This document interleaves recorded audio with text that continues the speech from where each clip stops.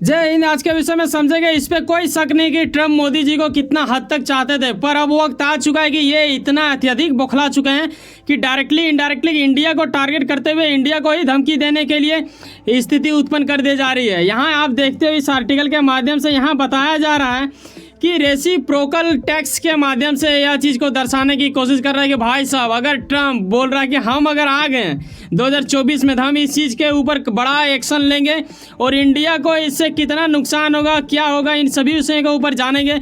जब ट्रम्प ऐसा बोल रहा है तो ज़रा सोच के देखो, बाइडन की तो अभी मौजूदा स्थिति में गवर्नमेंट है, तो ये अपने चुनाव के लिए क्या बयानबाजी करेंगे, इन सभी विषयों के ऊपर आइए डिस्कस करते हैं। ट्रम्प का मामला जो वो वीडियो के अंत में हम लोग बारीकी से समझ ही जाएंगे, लेकिन उससे पहले यह भी समझना अनिवार्य हो जाता है कि आखिर ये मुद्दा शुरू कहाँ से हुआ। अभी अगर आपको याद हो ना, तो हाल ही में 2 या 3 दिन पहले मैंने एक वीडियो लाया जिसमें मैंने आपको बताया कि अब वक्त आ चुका है कि आपके इंडियन होने पे थोड़ा और ज़्यादा उत्साहितपन महसूस होगा तब जब आपको यह पता चलता है कि रामास्वामी नाम का एक बंदा, जो कि अमेरिका के आने वाले 2024 चुनाव में खड़ा होने वाला राष्ट्रपति को लेकर, इनका नंबर आ रहा भाई साहब ट्रम्प के बाद, ठीक है। तो कई गुना ज़्यादा है कि रामास्वामी वहाँ जीत जाए। यहाँ और वहाँ में काफ़ी ज़्यादा अंतर है। यहाँ अगर पक्ष विपक्ष का देखें तो कांग्रेस बीजेपी को गाली देगा, बीजेपी कांग्रेस को गाली देगा और देश के इर्द गिर्द में ही मामला जुड़ता है। लेकिन जब हम यूएसए का बात करते हैं तो वहाँ का चुनाव वास्तव एक नेक्स्ट लेवल का होता है और वहाँ का चुनाव पूरे विश्व में मतलब कहीं ना कहीं प्रभाव डालता है।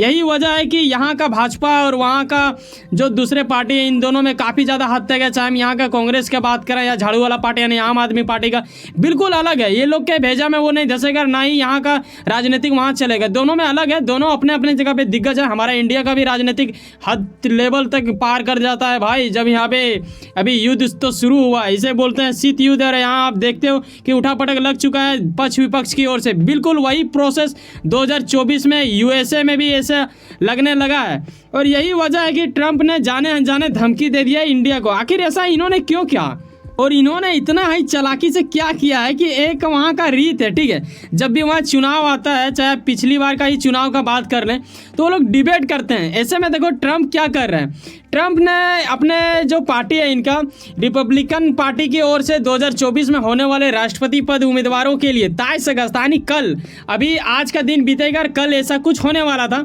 लेकिन इन्होंने क्या किया कि प्राइमरी बहस करने से हिस्सा से इनकार कर दिया। भाई साहब ये बोला कि यार देख हम तो जाएंगे नहीं।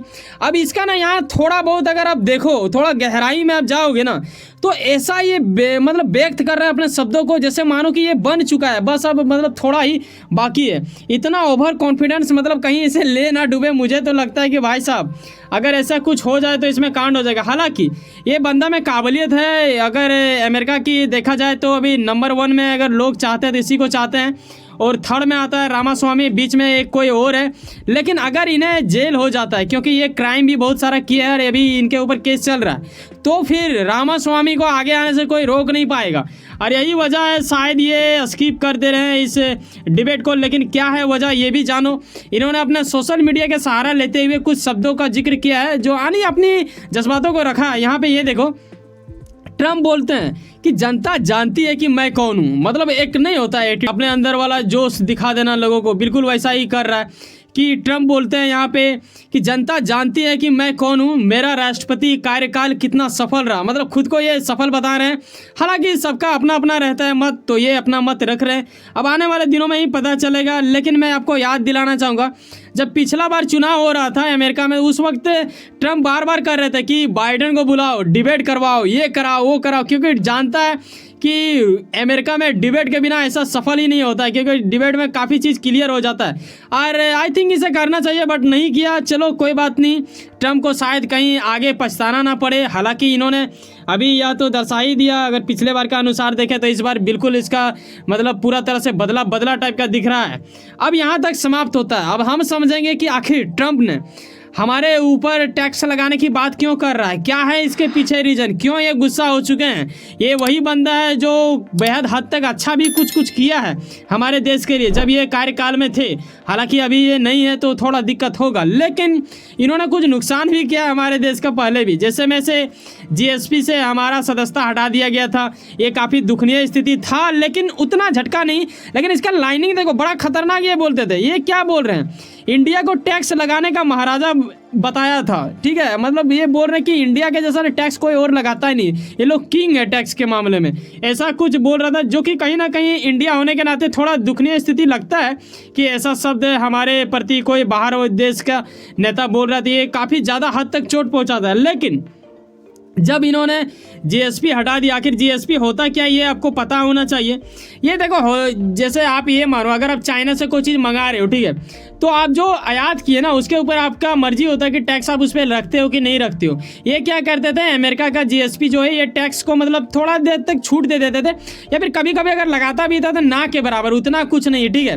तो ये विकासशील देशों को थोड़ा और प्रमोट करता था कि चलो आगे बढ़े, कुछ हद तक अच्छी बात है, विकास होगा और सब लोग मिलजुल के चलेंगे, ऐसा कुछ कर रहे थे। लेकिन इन्होंने 2019 में इस चीज़ को ख़त्म कर दिया।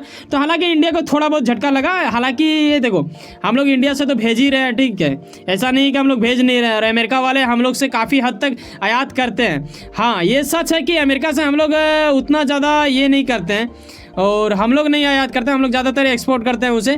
तो यही चीज़ उन्हें बुरा लग रहा है। अगर हम अमेरिका का अगर तुलना करें चाइना से, तो चाइना से हम लोग जितना सामान मंगाते हैं उतना सामान हम लोग चाइना को भेजते नहीं हैं। चाहे हम बात करें रूस का, रूस से भी देख लो, हम लोग बेहद हद तक इनसे तेल लेते हैं, लेकिन रूस हमसे क्या लेता है, बहुत कम, 10% भी नहीं लेता अगर हम लोग 100% अगर कोई चीज़ इनसे लेते हैं।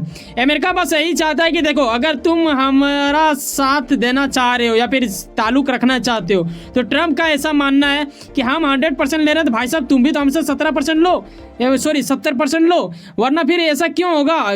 तो यही वजह कहीं ना कहीं उनका माइंड में घूमता है, इस वजह से ऐसा कुछ ये करने लगे हैं और टैक्स की बात करने लगे हैं। साथ में इन्होंने और भी कुछ याद दिलाया, ऐसा विषय 2024 अब देखो यार, चुनाव अगर तुम जीत जाते हो तब तो ऐसा कुछ करोगे या नहीं करोगे वो अलग वाली बात है, लेकिन अभी तो जज्बात से इनके यही बह रहे हैं। हालांकि नेता लोग चुनाव से पहले बहुत कुछ कहते हैं और कितना करते हैं वो तो आपको पता ही होगा। और अगर एग्जाम्पल में देखना है तो इंडिया में आप देख ही सकते हो, कई सारे नेता होते हैं, अलग अलग सबका बयानबाजी होता है, लेकिन होता वही है जो होने को होता है। आगे यह भी देख लो कि आखिर इनका मकसद क्या है। ट्रंप का कुछ ऐसा कहना है कि हिसाब बराबर वाली बात, ठीक है। मैं देखो, ट्रंप यहाँ कह रहे हैं कि मैं बस यह चाहता हूँ अगर इंडिया हम पर टैक्स लगा रहा है तो हम भी उनके ऊपर टैक्स लगाएंगे, यानी उनके ऊपर, जब मैं बोल रहा हूँ तो हमारे सामान के ऊपर लगाया जाएगा, ना कि हम ही लोग के ऊपर लगाया जाएगा। तो ये भी क्लियर रखें। साथ में इन्होंने यहाँ मैंने बाइक क्यों दिखाया, बाइक से जुड़ा एक मामला है।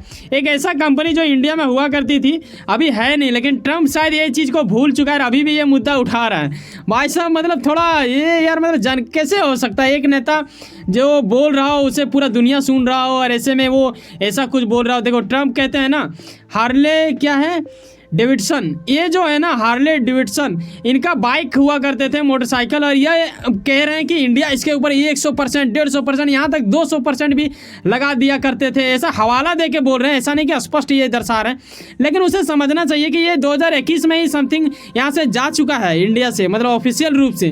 तो ये तो बात ही नहीं रहा था, इसके ऊपर डिस्कस करना मूर्खता वाली बात है। हालांकि यहाँ तक जब हम आ ही गए हैं तो बचपन को हाथ दिलाने का एक सुकूनपन मैं आपको एक तस्वीर दिखाना चाहूँगा। इसे देख के आपके मन में एक ख्याल आ गया कि आप भी बचपन में कुछ इस प्रकार साइकिल जरूर चलाए होंगे।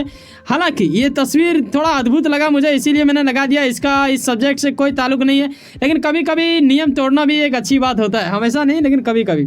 चलो, सुकून मिल गया होगा तो आगे बढ़ें। वैसे सुनो ना, कहीं ना कहीं कुछ ना कुछ काम करते होंगे, किरण अपने काम के प्रति काफ़ी ज़्यादा उम्मीद रखते होंगे, किरण आपका मेहनत आपका मंजिल बन के मिले। वैसे सुनो ना, सब्सक्राइब कर low power of chance sir, जुड़े रहो मुझसे। डिस्क्रिप्शन में जाइए, एक लिंक मिलेगा, उसे टच करें, वर्ल्ड अफेयर्स हिंदी के नाम से आपको एक स्क्रीन में शो किया जाएगा। वो भी मेरा ही चैनल है, जिसे अगर आप चाहते हैं इंटरनेशनल चीज़ों से जुड़ाव लगाव रखने के लिए तो उस चैनल को सब्सक्राइब अवश्य करें, क्योंकि उसमें बेहद हद तक इंटरनेशनल चीज़ें ही डाली जाती है। तो मिलते हैं किसी नेक्स्ट वीडियो में। बाय, जय हिंद, जय भारत।